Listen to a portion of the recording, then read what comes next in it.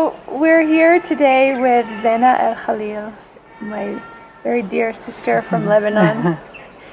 And she is an incredible artist and peacemaker in the Lebanese community. So I'm so excited about talking to you and learning from you about peacemaking in the Middle East. So first of all, can you share with us a little bit about your personal connection to mantra and sound as you introduce yourself? Absolutely, yeah. So first of all, thank you for having me. Hello to everyone. It's so wonderful being here on the banks of Ganga in India, Rishikesh, which is where my exploration and journey into mantra just exploded a few years ago. I'm very happy to be back and having this conversation with you here in such a beautiful, incredibly powerful, energetically powerful part of the world that is deeply appreciative of sound. And the caretakers of this ancient knowledge and wisdom that has been passed down to us here and now. So very happy to be here. So I'm from Lebanon, and I would say about a decade ago, I had a very strong shift in my life. I was working as an artist and an activist, feminist, political activist, and there was very strong. Which is not a very common thing in Lebanon. Or maybe. Yeah, it is. I would say, I would say that we're quite active. In Lebanon, we're very informed, very educated. Everybody has an opinion about something or another. But that's not just. Yeah. People are very involved. They're very involved in their community, and we are very involved in our community. But maybe where it's different is that I was really incorporating my activism into contemporary art, and really using art as a platform to bring up very big issues, especially in context of the patriarchy and our political system that is still today unfortunately dominated by men who were militia leaders during the Civil War that later traded in their guns for suits and ties and are now governing our country, but they all have blood on their hands, and the mindset of violence as the strategy, as the norm. So it was mostly kind of trying to bring up those things, which perhaps was quite new at the time, 20 years ago. Then I after doing this for many years, I realized that while the contemporary art part of my life was doing great and people were happy to receive these messages, it wasn't really filtering into the community. Because in the world we live in today, there's a huge separation between the art world and the rest of the world and the community. So I felt that the message was being heard on a very specific platform where people are already in that mindset, so it was kind of preaching to the preached. And I didn't find that it wasn't honoring what my heart was longing and yearning for, which was transformation. So I went into a period of withdrawal and isolation, and just kind of re-questioned my entire life, my entire education, my upbringing. Metamorphosis. Which required some incubation. Yes. And I spent a lot of time in silence. And it was in that silence that I started hearing, you know, words that would kind of, now today I know that they're called mantras, but back then I didn't know what this was. But they were words like, they weren't in Sanskrit, they were in English or Arabic, and it was words like love, compassion, forgiveness, peace, but it was the same love, compassion, forgiveness, peace over and over. And can you just say those words in Arabic for people who might not have had a loving connection to that sound? Yes, yet? so the words I kept hearing were mawadda, which means love. It's a kind of higher divine love. We have many words for love in Arabic. Mawadda. Ghufran is forgiveness. Rahma is compassion or mercy. Salam, peace. Yeah, so maybe I would guess if our listeners know any of those, they would maybe know salam. Salam, yeah. But I like to hear the other ones too. Salam as in salam alaikum, peace be upon you. Yeah, it's a well-known very close one. to shalom. Shanti. Shanti, exactly. Yeah, so in this period of withdrawal, I kind of was able to reach higher places that I never knew even existed. And this is when I would say my communion with the beloved began. Although I didn't know what it was at the time. I just wanted to be there and show up. And then I would somehow, I was so open to receive. Because by then I was done with everything that had happened before I was done with, because it did not feel truthful to my soul, to what my soul was yearning for, which was love, this highest form of love. So the communion began, and the receiving began, and the downloads began, and then this transformation started to happen, and my artwork completely changed. And it went from a more kind of, let's say, finger pointing, you know, like, you did this wrong. This is a very masculine thing, by the way. A lot of our politicians do this, you know. So I stopped with this, so and like I got external pointing. Okay. And I think I was moving from the masculine into the feminine in this period too, because my approach then towards bringing up things changed. So I found myself more embodied, more in my heart space, less in my mind. And then it became, so the idea was, instead of finger pointing, how can I bring them into my heart? How can I transform them through love? How can love transform? How can I be a vehicle or a tool for this transformation to happen? And and so the great love fest began.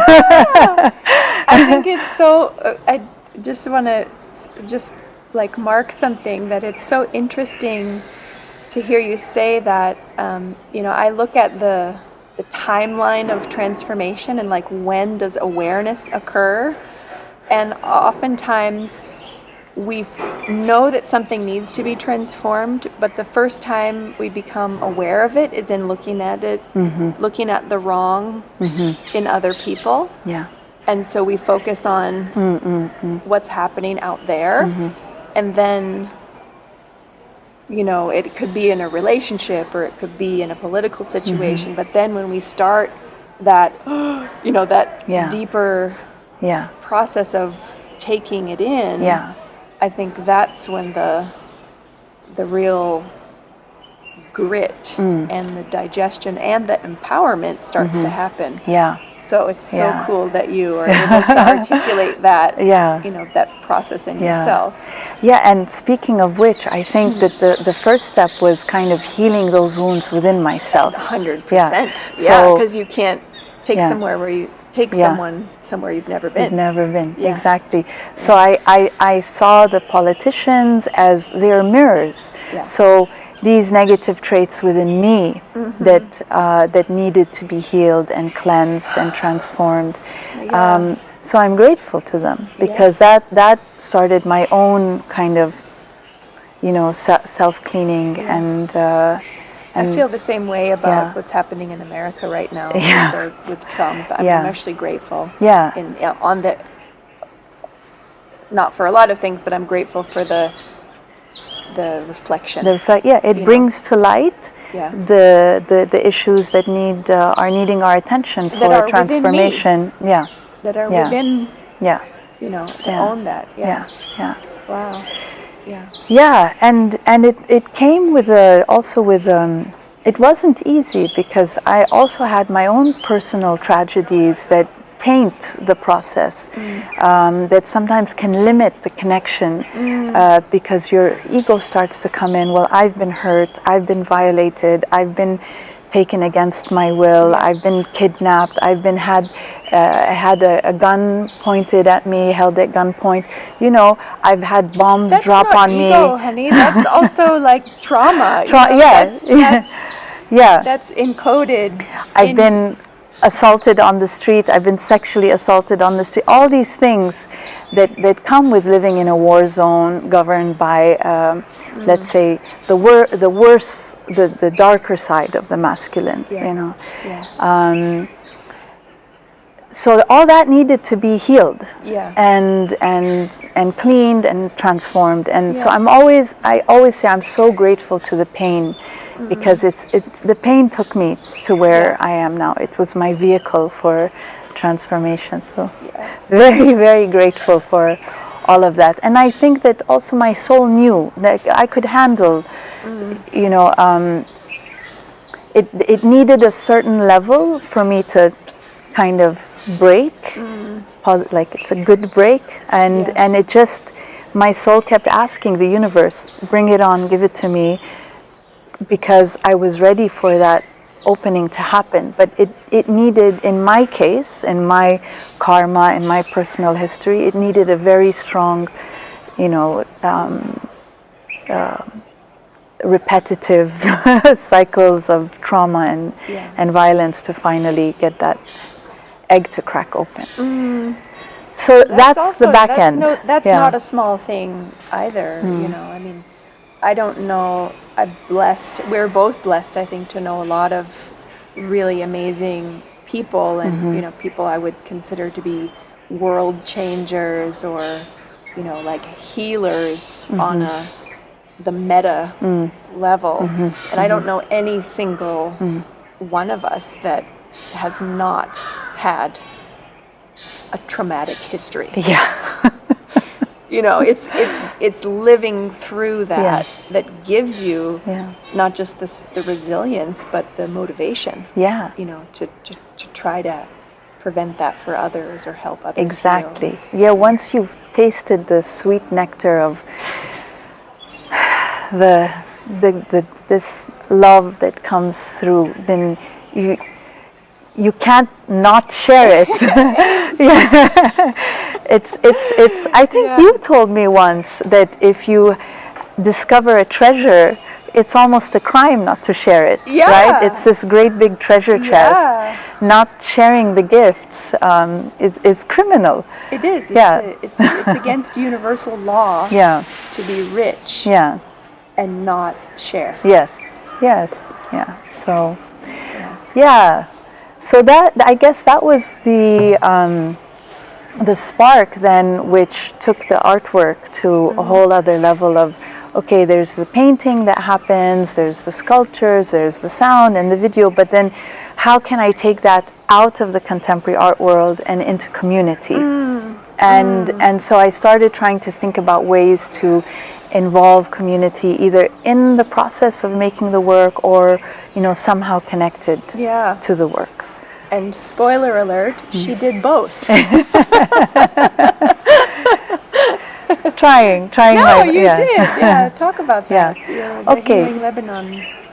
So so maybe I'll backtrack just a little bit to talk about the kind of art I'm making now. So About 7 years ago, I started doing these what I call healing ceremonies, where I go to a place that has experienced a lot of violence and terror and destruction, and either an abandoned villa or home where bombs were once dropped, sites where there are mass graves, because during the Civil War, many people were killed, they disappeared, they were put into mass graves. We don't know where they are today. We know the approximate location, but the bodies were never exhumed, the families were never reunited, or they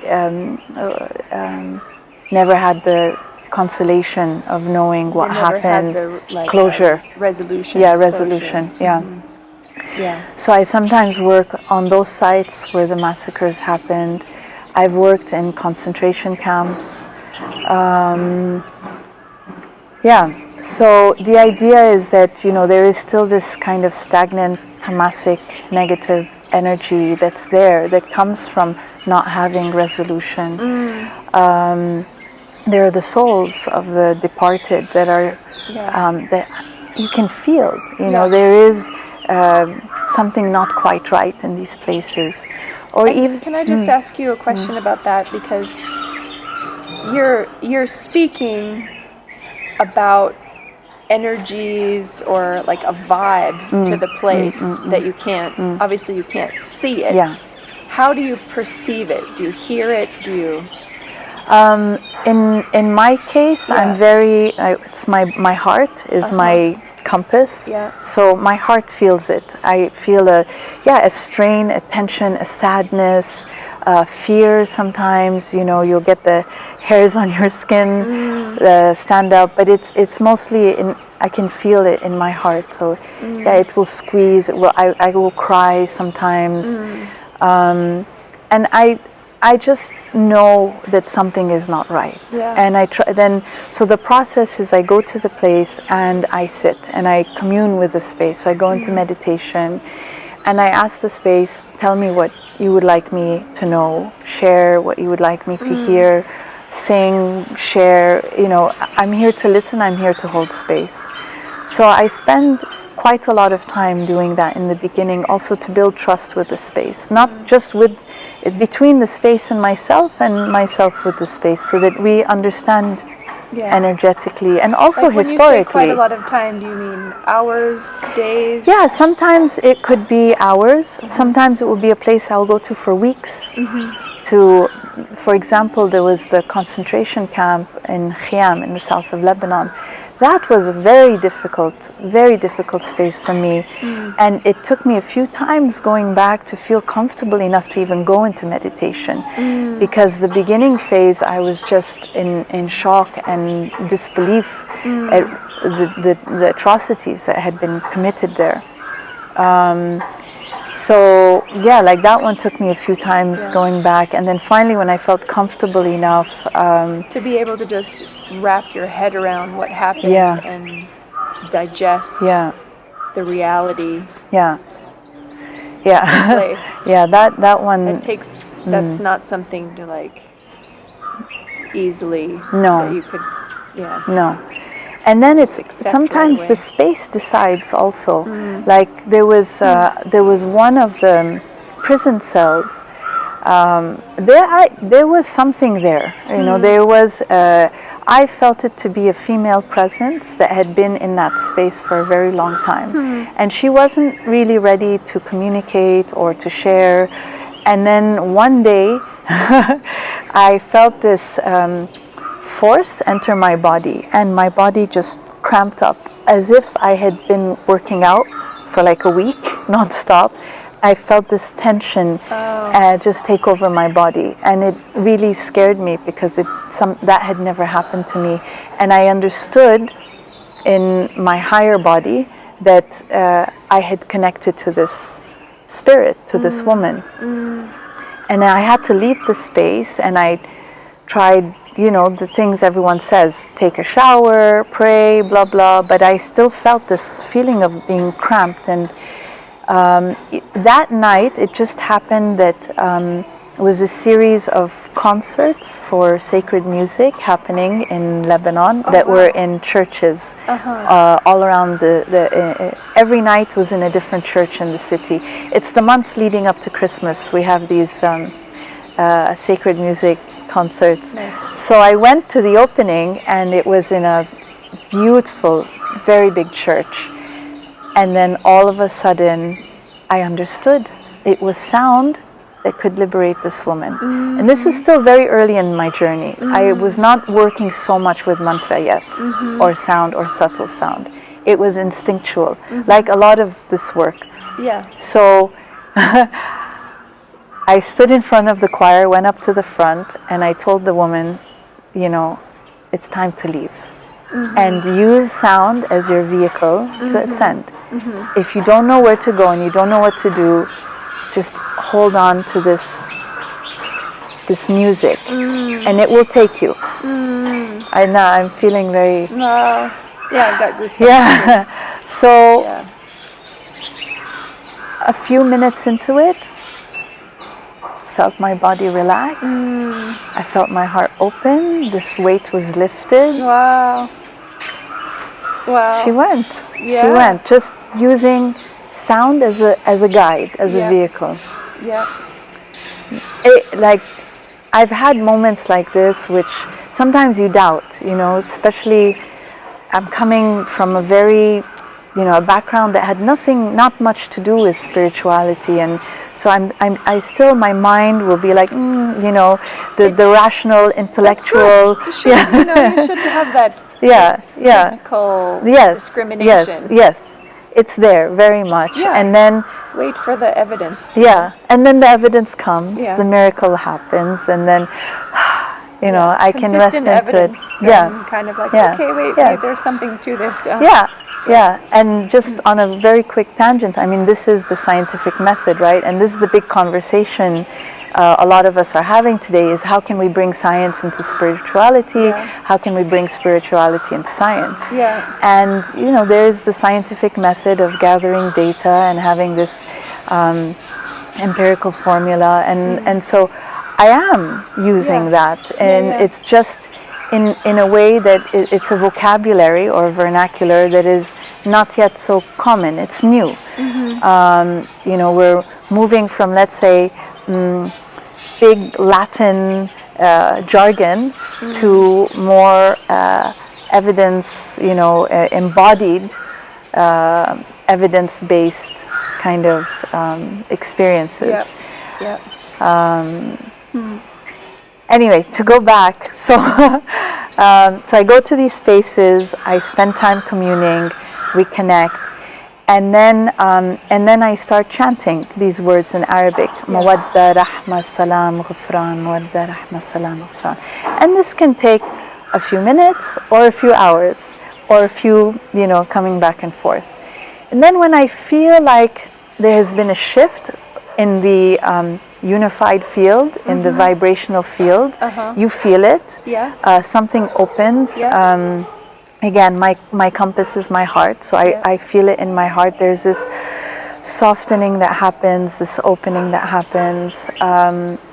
Then I feel that it's time to move on to the next step, which is a fire ceremony. And fire is very powerful tool for transformation, for burning, and burning through any kind of residual energy that needs to be let go of. So I do this fire, I collect things that are around me, whether it's leaves or sometimes, especially in the old abandoned houses, you'll find books or pieces of clothing. I'll burn that, and I'll throw in these mantras of love, compassion, forgiveness, peace into the fire. And the fire absorbs that vibration, and what I'm left with is ash.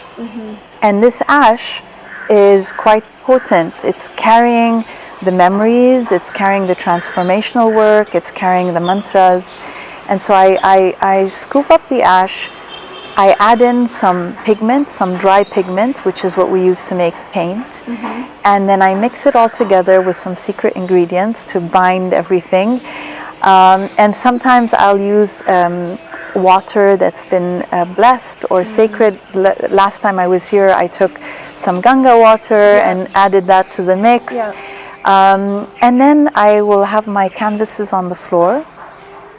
I will connect again and, ask the goddess to transform me into a tool for her healing work. I empty myself. In Sufi, we call it the hollow bone, becoming the hollow bone. In Native American traditions, it's called the hollow reed. So you're able to do the work of the divine through her grace. And I start to paint. And in that time, I'm not in my mind, I'm not conscious. It's very embodied. My body is moving, so it's like the feminine coming through, and it's very quick, very energetic. Boom, boom, boom. I don't use paintbrushes. I use a kafiyeh, which is the scarf we wear in the Middle East, which is symbol of resistance, the black and white checkered scarf. So I dip it in the ink, and then I start hitting the canvas or imprinting the canvas with this kafiyeh. So it's also an opportunity for our collective idea of resistance and liberation and peace, trying to transform that from violence to non-violence. Because unfortunately, our history, due to circumstances, not just in the Middle East, the whole world, it's liberation is so much connected to violence. So trying to use that tool, that symbol, the big symbol, as the tool to transform violence into something higher. So then we have the paintings. That's all done. I do a closing ceremony where I whirl. I dance for the space, and in that moment, it's again going back to the Sufi tradition that you're a hollow reed and you're bringing down the grace and love of God, goddess, into the land, into the space, to kind of seal that love. And the whirling creates a lot of momentum in the vibrational field. So I feel like it really takes out that message of peace and love and forgiveness and compassion further out than, they work together. So with the voice, with the intention, with the movement, for maximum So the very, very last part, which is now coming back to the mantras, is that I will paint one word that really resonated in that space, whether it was mawadda, ghufran, rahma, or salam. I'll paint that onto a canvas, and I'll glue it on the walls. If I'm in a space, maybe on a wall somewhere. If I'm in an old temple, I'll bury it. I've put them in trees. I've put them, in under rocks in different places, and I know you have too. I know. And so getting to that we're part. getting to that. So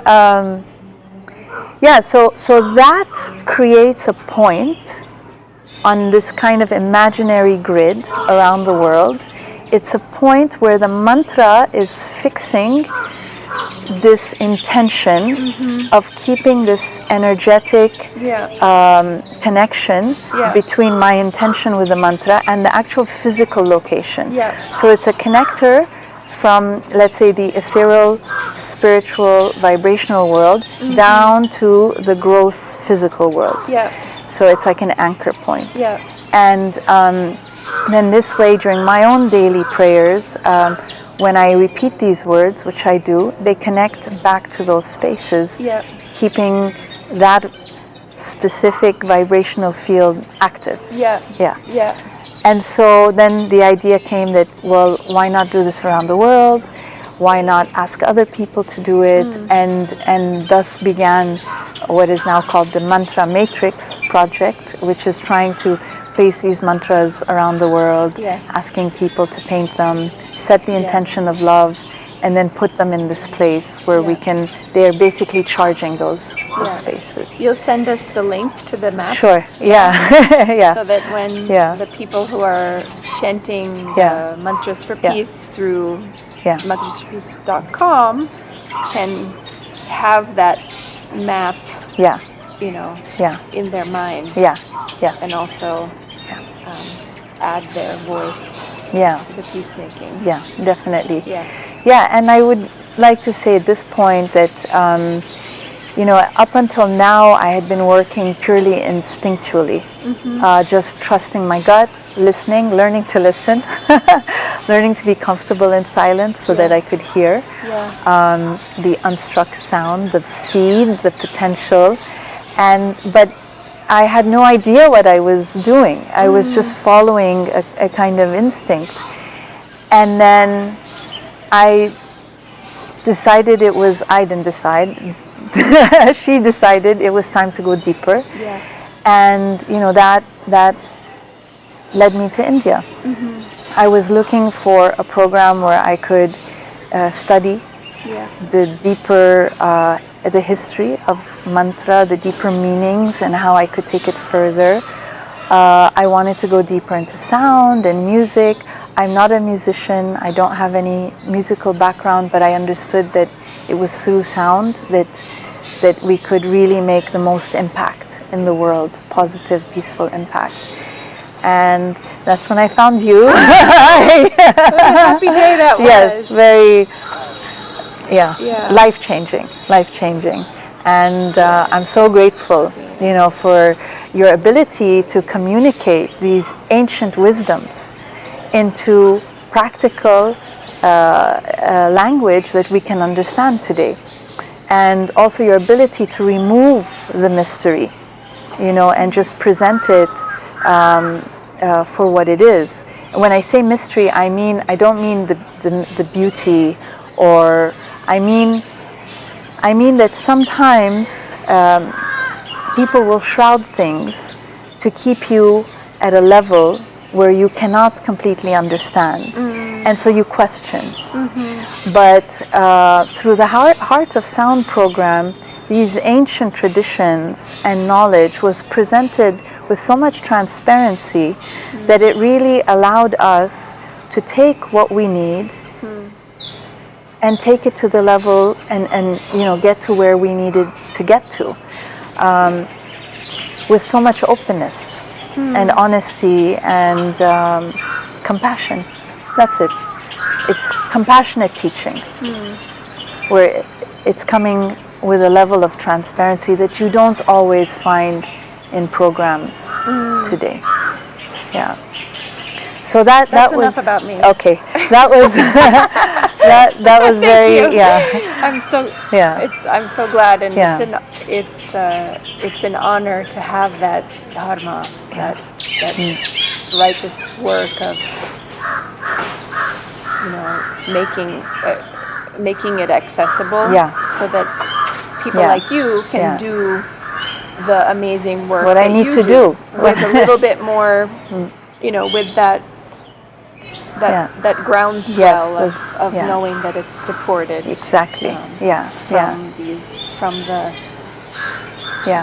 The amazing gift that we have within the mystical Indian culture. The mystical, not the patriarchal Brahmin overlay, but like the radical lovers. Yes, exactly. The wild Himalayan yogis who have been keeping the peace channel alive. And acting as their own points of light on the grid. Which you just struck a chord in me. It's the difference between fear-based and love-based teaching, right? Yeah. So if you, as a teacher, and now this is what I'm discovering now that I started teaching, that the more you can teach from your heart, with this complete willingness to just give yourself completely and trust that the universe is sending her wisdom through you.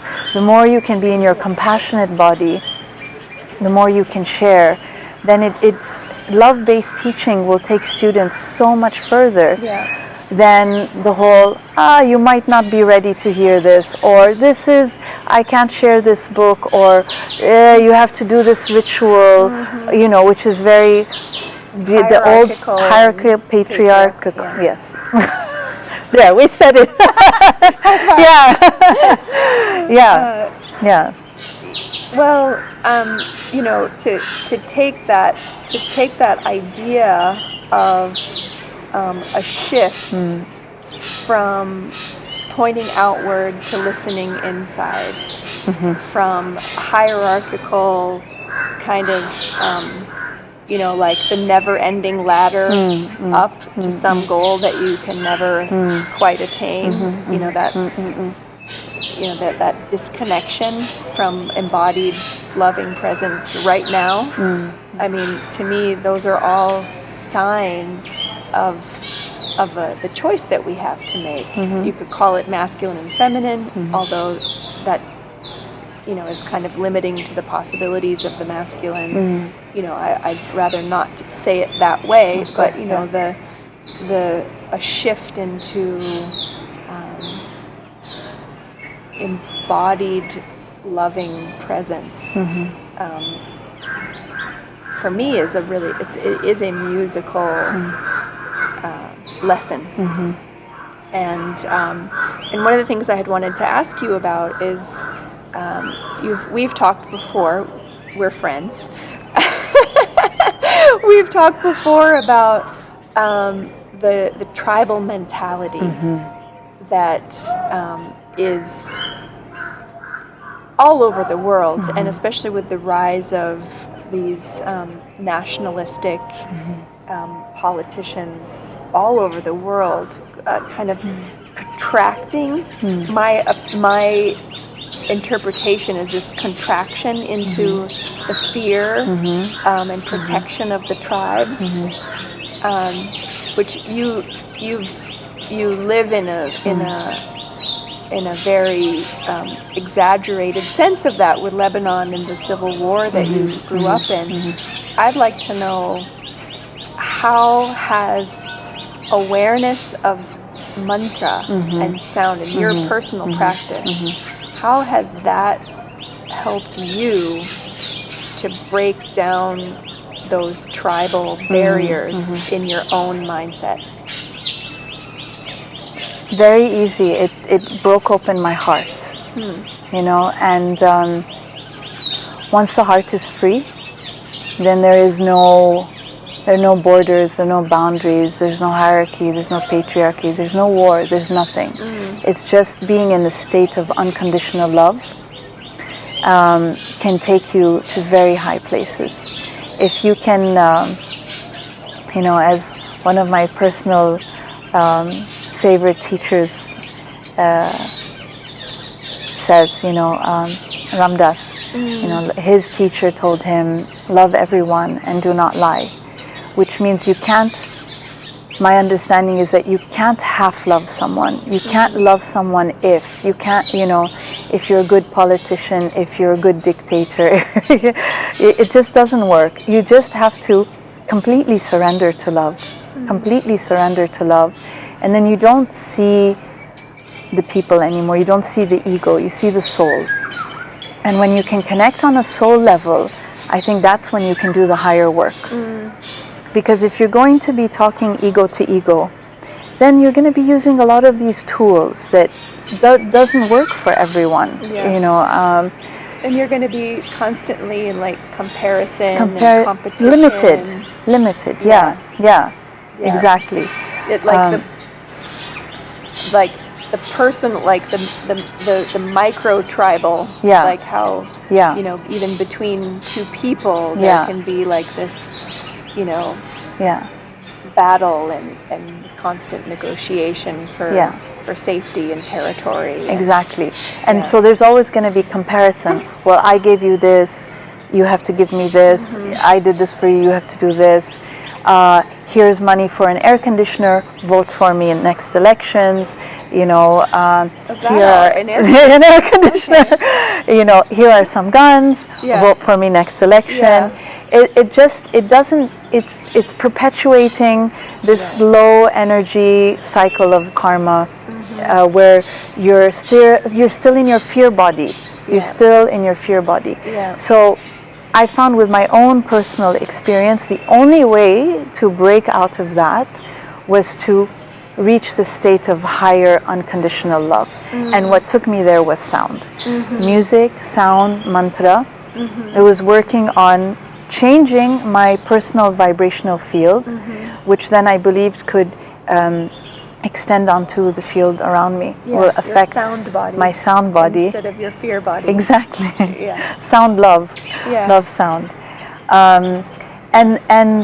and I think that really this is the only way to end violence in the world today. You know, Gandhi says, "Be the change you wish to see in the world." So before we can create peace outside, we have to create peace inside. I know I'm using all these like everyone says everyone, but it's true. It's true. And I've seen it happen with myself and my community. And so about 2 years ago, I did a very big project called Healing Lebanon. And the idea was to showcase all the artwork I had done over the last 5 years of these healing ceremonies, but also include a 40-day practice, which was for me to hold space and introduce people to the idea of sound and vibration and mantra through daily chanting, which was unheard of. You know, it's something people, I mean, we have it. We have people chant in churches, people sing, you know, zikr in the Sufi tradition, but it's not a conscious practice where you're working consciously to liberate yourself or transform yourself in order to transform your community. There isn't this, like in Ayurveda and like embedded in the Indian, you know, spiritual understanding of the yoga philosophy, we know that, you know, we are more than our physical bodies, and that our minds, if our minds are disturbed, then we have a medicine for that, which is mantra. Like it's baked in to the cultural practice. But you're saying that in Lebanon, it's not like the idea of a steady anchor to some, you know, harmonic sound formulation that helps your mental digestion is not. That's not there. I mean, there's a little bit, you know, in prayer, people do prayer, and there's, you know, in Islam, you know, there's the call to prayer already it's using sound to pull people in. But I would say it's not in the direct consciousness that it has that power for transformation. We don't know that it's something they could empower themselves. Yes, exactly. So within this 40-day practice, we were doing the chanting, but I also invited healers and practitioners within our community to come and share their tools within the platform of the exhibition. So every day there was a workshop or a lecture that you could take, which was either like, you know, an introduction to yoga, or to sound healing, sound therapy, Reiki, so many different art therapy, so many different modalities, but always where, you know, sound was somehow an anchor point. And so that started a new dialogue in our community. And I think then it opened people to the more possibility of working with sound and integration between having your practice kind of be an everyday practice and not just something you do when you're in the studio, or, you know, more of we can do this as an everyday thing for transformation. And then, so that was about 2 years ago. Today, what we're facing in Lebanon is extraordinary. It's probably the darkest time in our history, we've had a lot. So the civil war went on for about 20 years.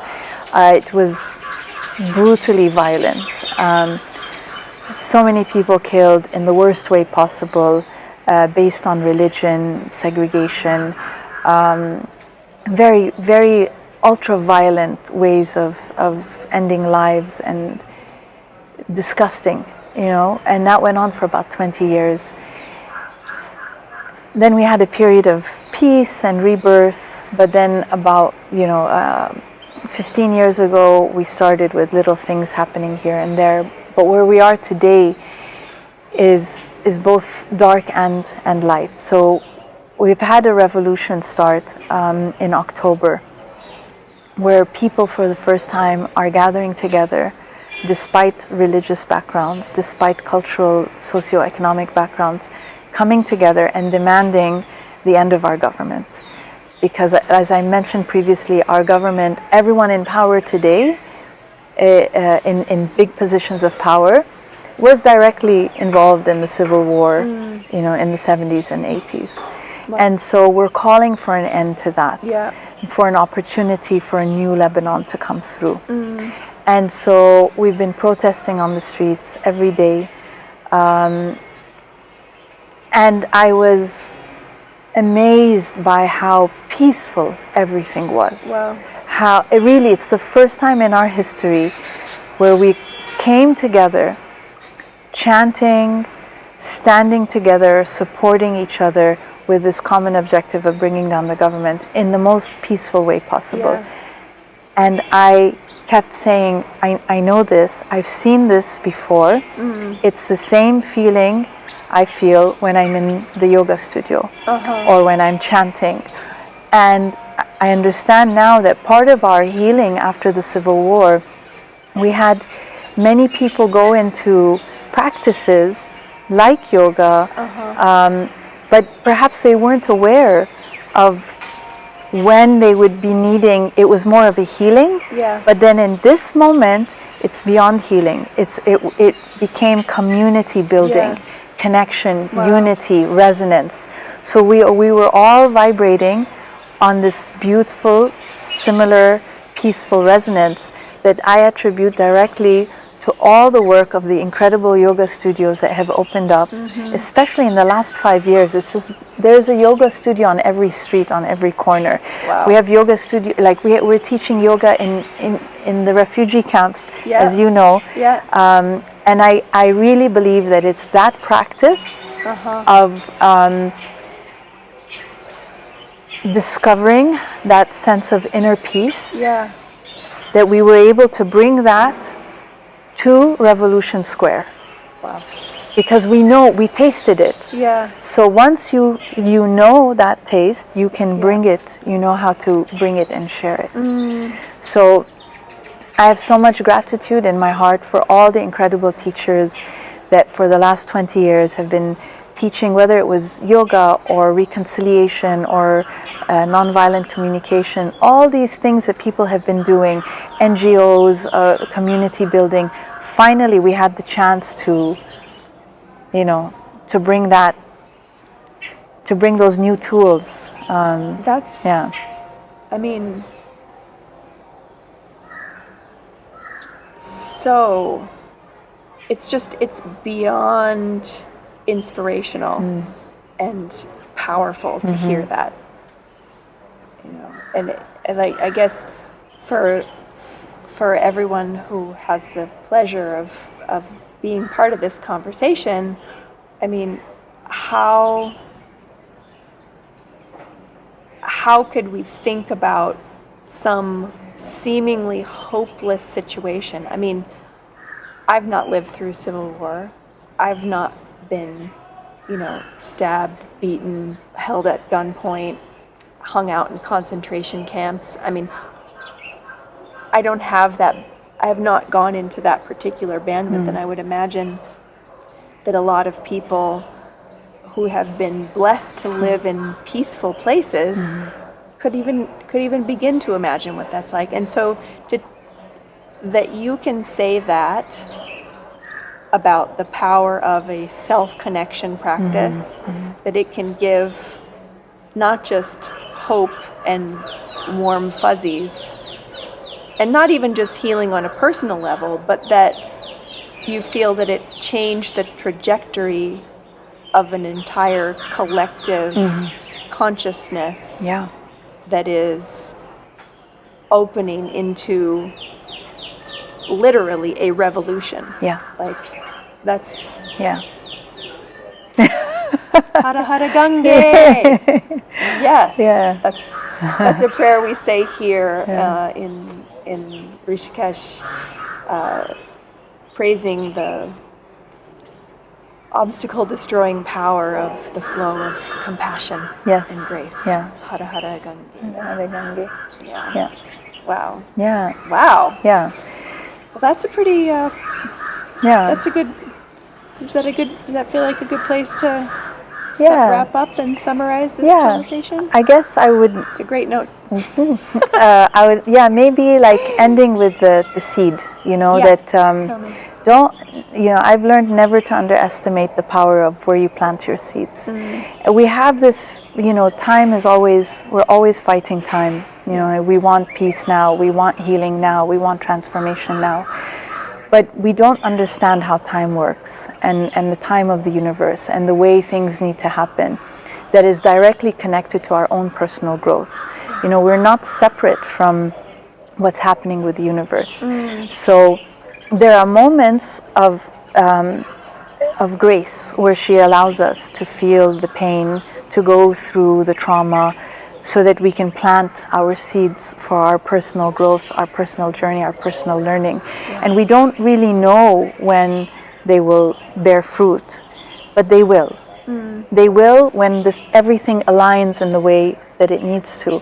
And so one of the biggest lessons I've learned is to trust and surrender. You know, do the work without expectation, and when everything is aligned, something will happen that perhaps you had no idea that perhaps I had to go through this so that someone could experience that, so that a nation could experience this, so that it could come back to Trump. You know, who knows? Who knows? Yes. But the idea of bringing that kind of planting that seed is so important, and we're seeing that everywhere in the world today, right? Like everybody is opening to sound, is opening to intention. And understanding that, you know, there is a big shift happening in the world. All these right-wing leaders are coming out of the darkness into the light. We can see them now. So we know the things we need to work on in ourselves. We know how. I mean, I'm just leading off of what you were talking about at the very beginning about how, you know, seeing that. Then rather than going, oh my God, you're so bad, like, wow, what are the deep, unconscious patterns of that hierarchical, violent, dominant structure that has gotten us to the wicked mess that we're in right now. You know? So I'm so glad that you keep coming back to that. That's what's alive for me right now too. It's like looking at where I am, and it just keeps going. You know, it's fascinating. The opportunity for growth is endless. It's our entire lifetime. You know, there isn't going to be a point where I know, at least for me, I'm not going to sit there one day and go, okay, I'm done. You know, or maybe that will be my last breath. You know, I pray that on my last breath I can say, good job. All done for now. Pass the torch. Time for to someone. Inshallah. And you had asked me earlier about TED. Oh, yes.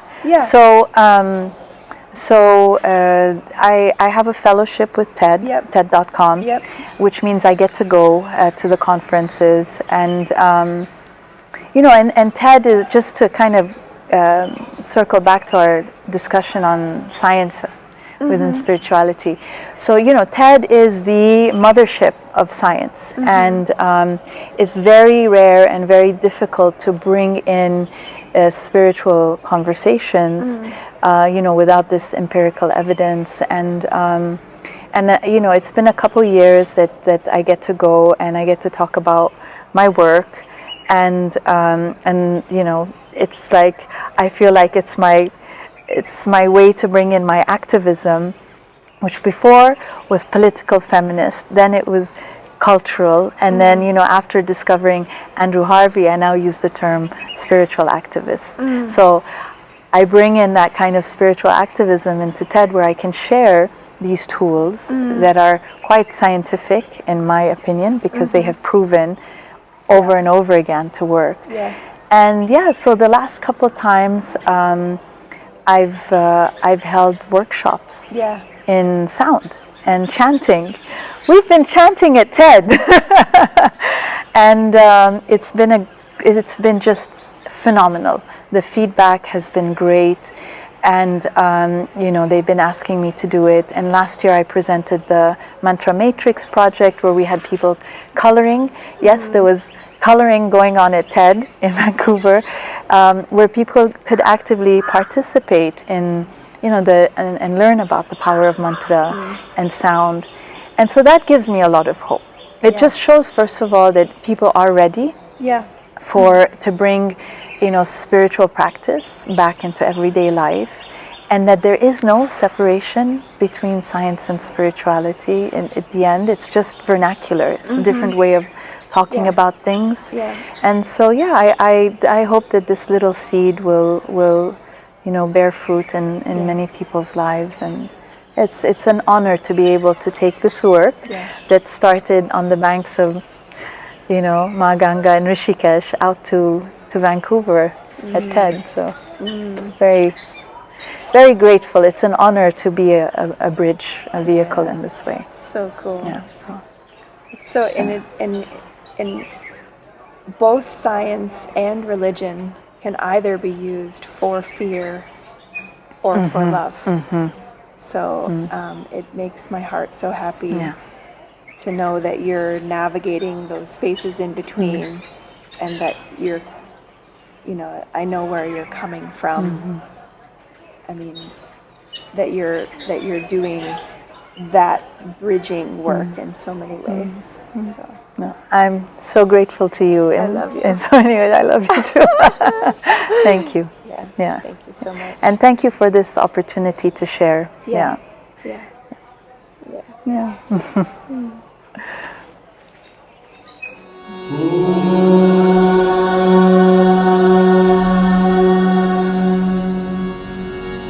Shanti, Shanti, Shanti.